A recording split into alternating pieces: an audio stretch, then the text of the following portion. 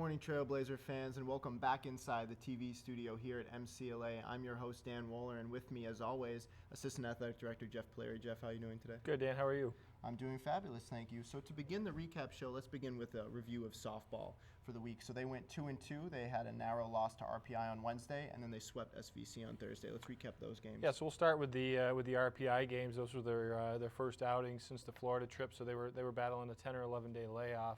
I'm not exactly sure which one. They lost a tough 1-0 decision in game one. RPI scored a run in the bottom of the seventh off of Rachel Quackenbush, an unearned run, and they earned the victory there. And then they dropped the nightcap 4-2, just trying to get back in the swing of things. And then the following day was great. They got to host Southern Vermont in the home opener.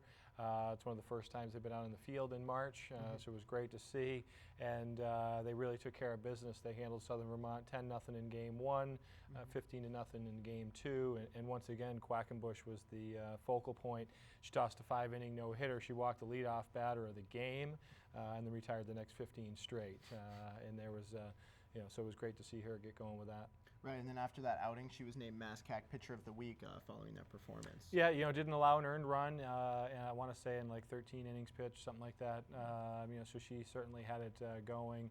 I'm sure she was well rested after the Florida trip, so it's great to see her get off to a good start.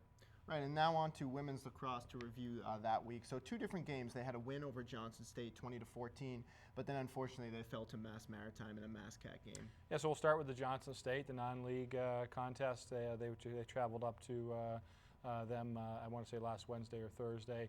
They came away with a decisive victory, 20-14.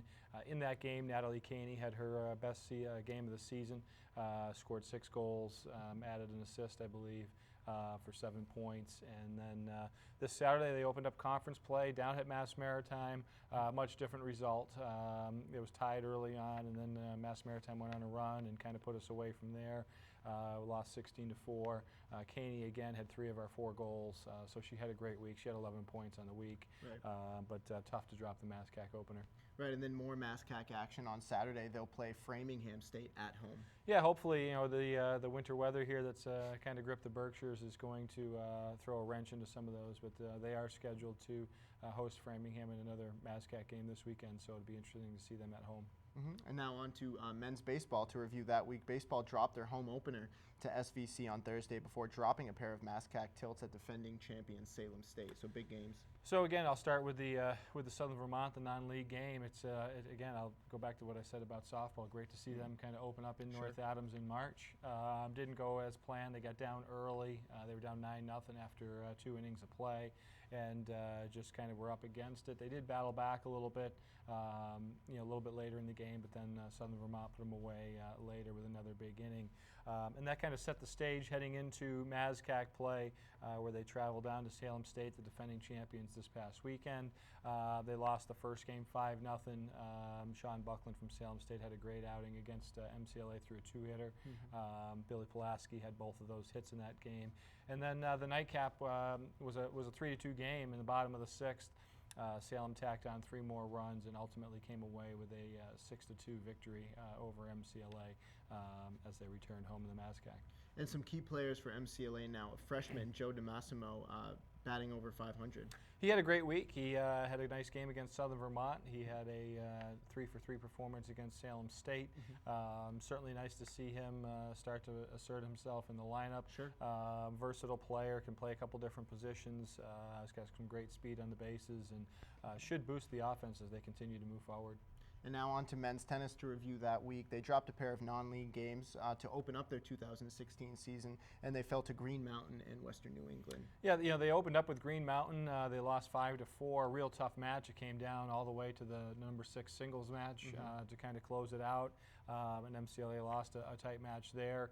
It was great to see them get some points early. Aaron Goldsmith, Rob Wobshanak Both earned a pair of points for MCLA in that close loss to Green Mountain. And then just yesterday down at Berkshire West in Pittsfield, they hosted Western New England as obviously an indoor venue that they just didn't get off to a good start, and they fell 9-0. And hopefully they get ready to open up NAC play. They were supposed to open up NAC play on Saturday, but that got wiped out and moved to April 14th against Colby Sawyer. So hopefully they'll get things moving in the conference, and it'll be a short season for them, but hopefully it will improve.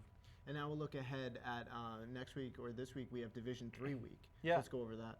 So Division III week started in 2010 as an initiative from the NCAA to promote Division III student athletes and all the things that they're doing. Most of your member institutions put on some sort of programming on a weekly basis. Division III week runs today, the 4th, all the way through Sunday, the 10th. A lot of different activities on tap with our student athletes on display going on throughout campus.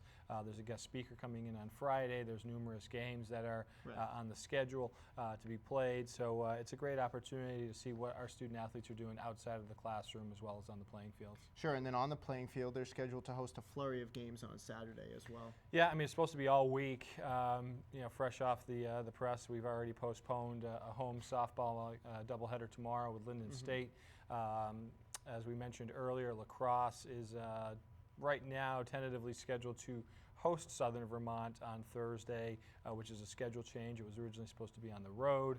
And then baseball, softball, and lacrosse are all supposed to be home on Saturday. Weather permitting, it doesn't look like a fantastic week here with snow today and lots of rain coming by the end of the week, but who knows what will happen, and hopefully the weather will hold off and clear up. Right.